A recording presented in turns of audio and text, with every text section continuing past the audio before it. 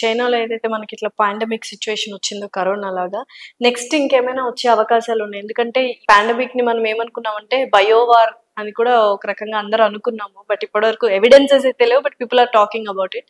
So next ఇలాంటి ఒక situation మనం ఫేస్ చేస్తామా మళ్ళీ ఓవరాల్ వరల్డ్? సో హెచ్ఎంపివి అనేది ఇప్పుడు ఒక వైరస్ నడుస్తుంది.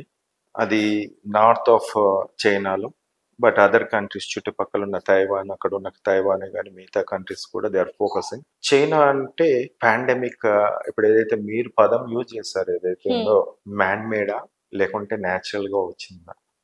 కోవిడ్ అనేది మ్యాన్ మేడ్ కా అని చెప్పొచ్చు. This was very clear. Yes, simple. ఒక్కటి ఆలోచించండి మీరు.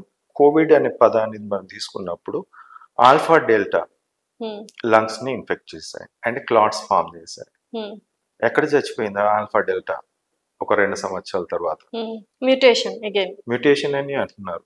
లీనియేజ్ అంటే 2 లీనియేజెస్ చూపించారు. Same scientist. నేను ఆ సైంటిస్ట్ గురించి కూడా చెప్తాను మీకు. లీనియేజ్ ఇదొక దారి, ఇదొక దారి.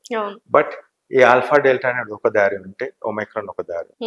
బట్ ఈ ఆల్ఫా లీనియేజ్ ఏదైతే ఉందో, డెల్టా లీనియేజ్ ఏదైతే ఉందో దాని నుంచి కూడా ఇంకా రావాలి, రాలేదు.